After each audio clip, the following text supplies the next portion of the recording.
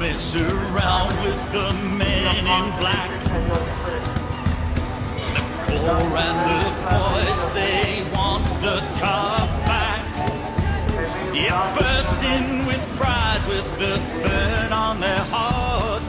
Since 1987, their dreams torn apart.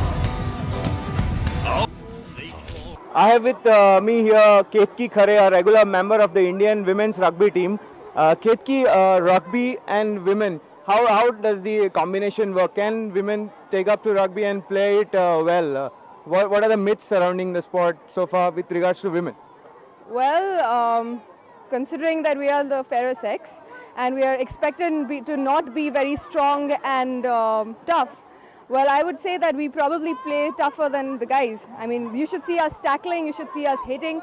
The last tournament that we had for the women's national side, there was blood. We had like broken people, and you should also see the international tournaments that take place.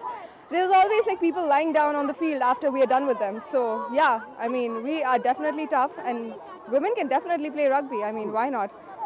Okay, Goa, as you know, is just the newest center of rugby so far in India, I can say that. And the girls here may not know what rugby is all about. So they may have this perception that there may be so many, injuries, or it's a violent sport or whatever. Could you just clear some myths for the starters? Definitely. See, like you have these other sports. Every sport has injuries, but in rugby, you're expecting it, so you don't get injured. Say, suppose you're playing football. I mean, I was a football player, and I know, like, you can just get tapped on the ankle, and you can twist your ankle, break it even, and you'll be out for the season. But in rugby, you know that you're gonna get a hit, and you're basically braced for the hit or the tackle or any of those injuries, and hence the injuries are minimized. Yeah. And considering the kind of sport that this is, the ball carrier always gets tackled. If you don't have the ball, you don't get tackled. So you're expecting it when you're getting tackled and when you're tackling as well. So you are not going to get hurt because it's all about, bracing yourself. Okay. And I mean, other sports are probably more dangerous, like hockey. I mean, you see the ball. I mean, you remember the person, the goalkeeper of the hockey team, he lost his eye. Yeah, he lost his eye. I mean, come on, we don't lose our eyes. Thank God for that. So, yeah, it's so much more safer, I would say. Various other sports are being played in Goa, like judo, tug of war, and a lot of tough sports, and girls are taking it to it very, comfortably. There are no problems as such.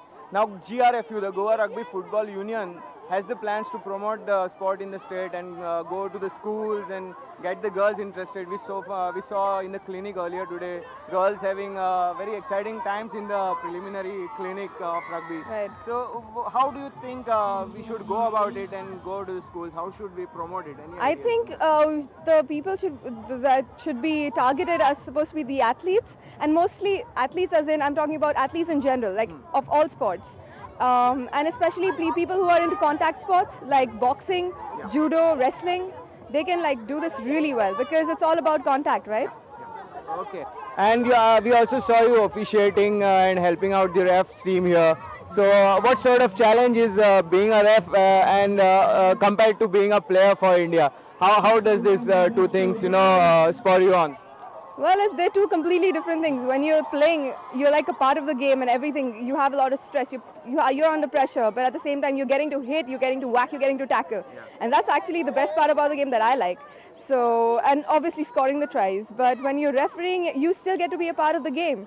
I mean, right now I'm a part of the men's team. I mean, like, I feel like I'm a part of the men's team, when I'm playing, when I'm officiating them. And it's a lot of fun.